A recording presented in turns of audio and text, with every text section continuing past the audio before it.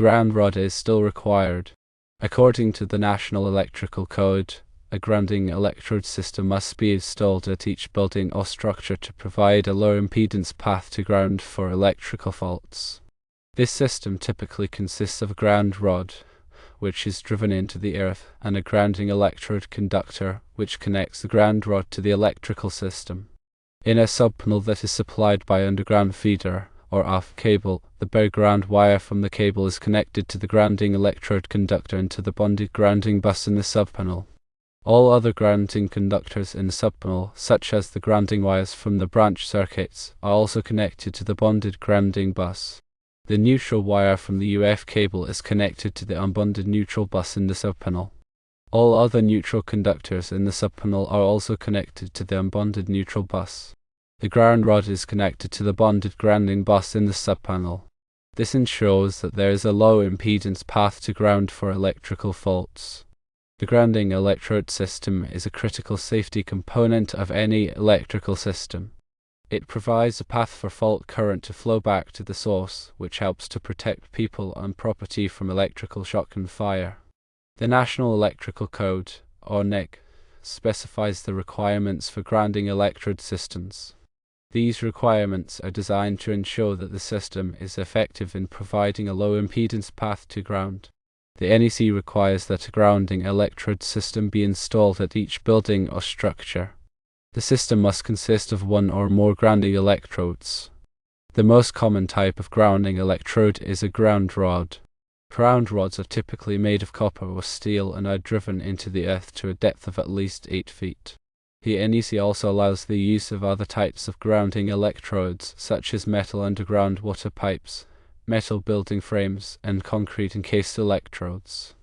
The grounding electrode must be connected to the electrical system with a grounding electrode conductor. The grounding electrode conductor must be sized according to the NEC. The size of the grounding electrode conductor is based on the size of the service entrance conductors. The NEC also specifies the requirements for bonding. Bonding is the process of connecting all of the metal parts of an electrical system together. This includes the metal enclosures of electrical equipment, metal conduit, and metal water pipes. Bonding helps to ensure that all of the metal parts of the electrical system are at the same potential. This reduces the risk of electrical shock. The NEC requires that all metal parts of an electrical system be bonded together. The bonding conductors must be sized according to the NEC. The size of the bonding conductors is based on the size of the circuit conductors. In a subpanel, the grounding electrode conductor is connected to the bonded grounding bus. The bonded grounding bus is a metal bar that is located in the subpanel. All of the grounding conductors in the subpanel are connected to the bonded grounding bus. This includes the grounding wires from the branch circuits, the grounding wire from the UF cable, and the grounding electrode conductor. The neutral wire from the UF cable is connected to the unbonded neutral bus in the subpanel. The unbonded neutral bus is a metal bar that is located in the subpanel. All of the neutral conductors in the subpanel are connected to the unbonded neutral bus. This includes the neutral wires from the branch circuits and the neutral wire from the UF cable. The ground rod is connected to the bonded grounding bus in the subpanel. This ensures that there is a low impedance path to ground for electrical faults. Here are some additional details regarding grounding electrode systems. Firstly, the purpose of a grounding electrode system is to provide a low impedance path for fault current to return to the source, thereby facilitating the operation of overcurrent protective devices like circuit breakers or fuses during a fault condition. Secondly, the NEC specifies different types of acceptable grounding electrodes, including ground rods, ground plates, underground metallic water pipes, and concrete encased electrodes, often referred to as U for grounds. Thirdly, the minimum length for a ground rod is typically 8 feet, and it should be driven into the earth so that at least 8 feet of its length is in contact with the soil. Fourthly, when multiple ground rods are used, they should be spaced at least 6 feet apart to ensure that they are in different resistance areas of the earth. Fifthly, the grounding electrode conductor, or GEC, connects the grounding electrode to the equipment grounding bus within the electrical panel. Its size is determined by NEC Table 250.66 based on the size of the service entrance conductors. Sixthly, the GEC must be continuous and securely fastened to both the grounding electrode and the grounding bus. Seventhly, if a metallic water pipe is used as a grounding electrode, it must be supplemented by another type of grounding electrode, such as a ground rod or ground plate. This is because plastic water pipes are increasingly used, and a metallic water pipe alone might not provide a reliable grounding path. Eighthly, the connection to the grounding electrode must be accessible. Connections to ground rods are typically made using listed clamps or connectors suitable for direct burial. Ninthly, for a subpanel in a detached building, the NEC typically requires a separate grounding electrode system. The neutral conductors should be isolated from the grounding conductors at the subpanel, and the equipment grounding conductors should be connected to the grounding electrode. Tenthly, it's crucial to consult the specific requirements of the NEC and local electrical codes for complete and accurate information, as these codes may vary and are subject to change. In your specific scenario, the presence of a 6/4 UF cable supplying the subpanel introduces several key considerations.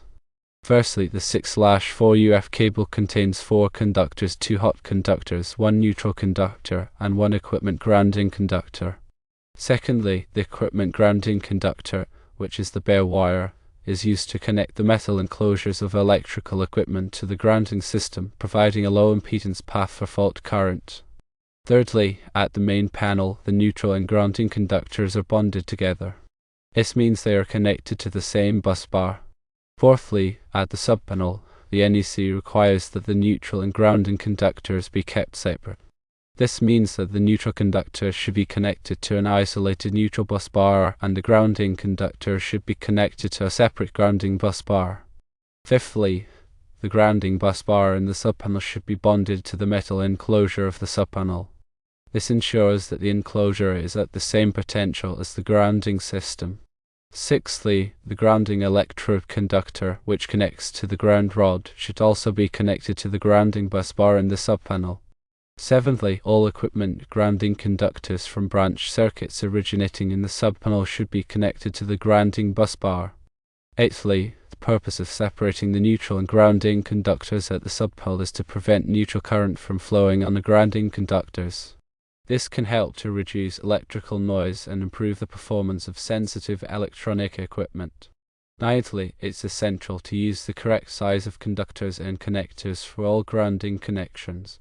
The size of the conductors should be based on the size of the circuit conductors as specified in the NEC. Tenthly, always consult with a qualified electrician to ensure that the subpanel is wired correctly and that all grounding requirements are met. Ignoring these requirements can create a dangerous situation.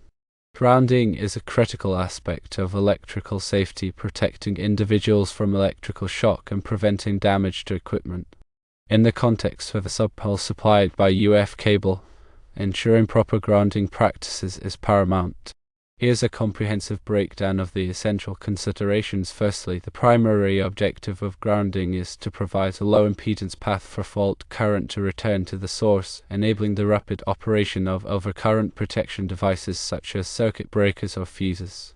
Secondly, the National Electrical Code, or NEC, mandates that all buildings and structures with electrical systems have a grounding electrode system in place. This system typically includes a ground rod, but other options like ground plates or concrete encased electrodes are also permitted. Thirdly, the ground rod, typically made of copper or copper-clad steel, must be driven into the earth to a depth of at least 8 feet to ensure effective contact with the surrounding soil. Fourthly, when multiple ground rods are used, they should be spaced at least 6 feet apart to minimize overlapping resistance areas and maximize their effectiveness.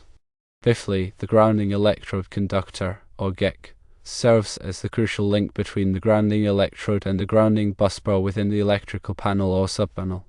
Its size is determined based on the size of the service entrance conductors, as outlined in NEC Table 250.66. Sixthly, the GEC must be installed in a continuous manner, securely connected to both the grounding electrode and the grounding busbar using approved connectors or clamps suitable for direct burial.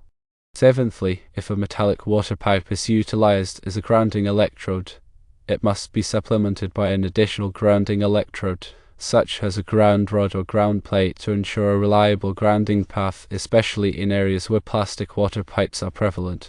Eighthly, accessibility to the grounding electrode connection is essential for inspection and maintenance purposes. Ground rod connections are typically made using listed clamps or connectors designed for direct burial applications. Ninthly, in the case of a subpanel located in a detached building or structure, the NEC generally requires a separate grounding electrode system. It's imperative to isolate the neutral conductor from the grounding conductors within the subpanel, with the equipment grounding conductors connected to the dedicated grounding electrode. Tenthly, to ensure compliance with all applicable regulations and safety standards, it's crucial to consult the latest edition of the NEC and local electrical codes, as these codes may vary and are subject to revisions. The use of underground feeder or off cable to supply a subpanel introduces specific considerations that must be addressed to maintain electrical safety and code compliance. Firstly, UF cable typically contains insulated conductors for power distribution along with a bare conductor designated as the equipment grounding conductor. Secondly, this bare equipment grounding conductor serves as the primary path for fault current connecting the metal enclosures of electrical equipment to the grounding system. Thirdly, within the main electrical panel, the neutral and grounding conductors are bonded together, establishing a common reference point. Fourthly, however, at the subpanel, the NEC mandates the separation of neutral and grounding conductors. This requires connecting the neutral conductors to an isolated neutral busbar and the grounding conductors to a separate grounding busbar. Fifthly, the grounding busbar and the subpanel must be securely bonded to the metal enclosure of the subpanel, ensuring that the enclosure is at the same potential as the grounding system. Sixthly, the grounding electrode conductor, which connects to the ground rod or other grounding electrode, should be connected directly to the grounding busbar in the subpanel, establishing a low impedance path to ground. Seventhly, all equipment grounding conductors originating from branch circuits within the subpanel must be connected to the grounding busbar, ensuring that all metal enclosures and non-current carrying metal parts are properly grounded. Eighthly, separating the neutral and grounding conductors at the subpanel prevents neutral current from flowing through the grounding conductors, minimizing electrical noise and improving the performance of sensitive electronic equipment. Ninthly, it's crucial to use appropriately sized conductors and connectors for all grounding connections. The conductor sizes should be determined based on the size of the circuit conductors, as specified in the NEC.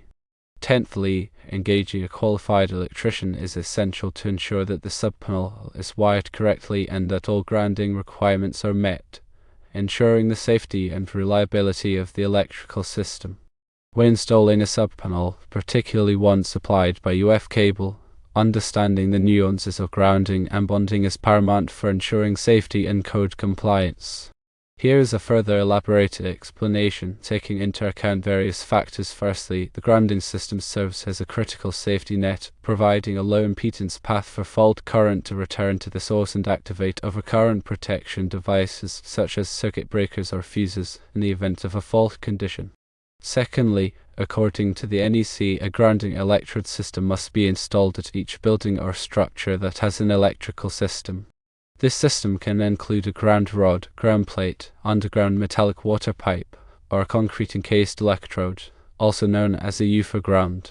Thirdly, a ground rod, typically made of copper or copper-clad steel, should be at least 8 feet long and driven into the earth so that a minimum of 8 feet is in contact with the soil.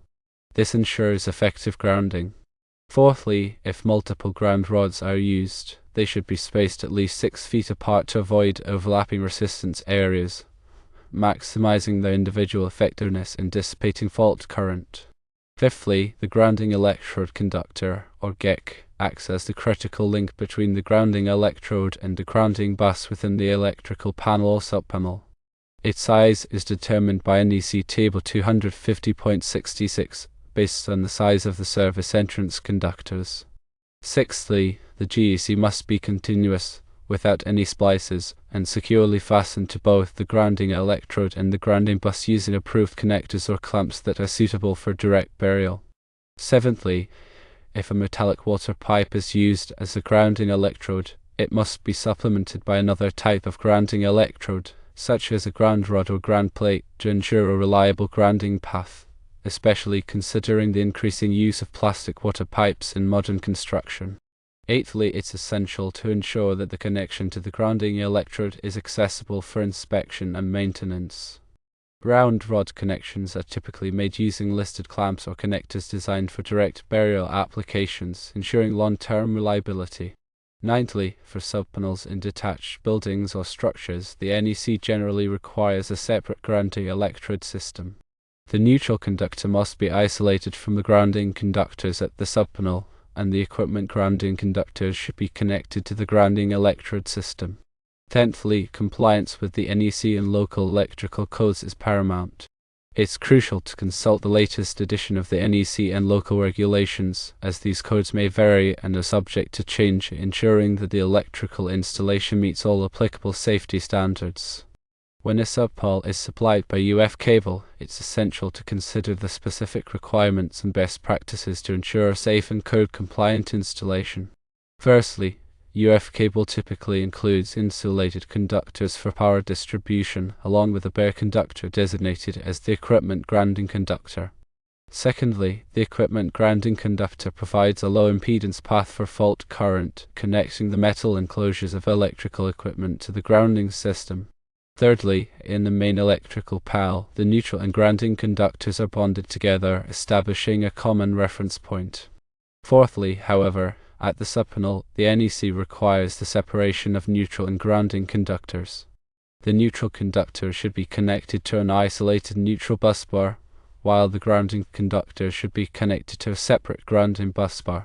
Fifthly, the grounding busbar in the subpanel must be securely bonded to the metal enclosure of the subpanel, ensuring that the enclosure is at the same potential as the grounding system. Sixthly, the grounding electrode conductor, which connects to the ground rod or other grounding electrode, should be connected to the grounding busbar in the subpanel, creating a low impedance path to ground. Seventhly, all equipment grounding conductors from branch circuits originating in the subpanel must be connected to the grounding busbar, ensuring that all metal enclosures and non-current carrying metal parts are properly grounded. Eighthly, separating the neutral and grounding conductors at the subpanel prevents neutral current from flowing through the grounding conductors, minimizing electrical noise and improving the performance of sensitive electronic equipment. Ninthly, it's crucial to use the correct size of conductors and connectors for all grounding connections, ensuring that they are appropriately rated for the anticipated fault current. Tenthly, engaging a qualified electrician to inspect and approve the installation is essential to ensure compliance with all applicable codes and safety standards, providing peace of mind and ensuring the long-term safety of the electrical system.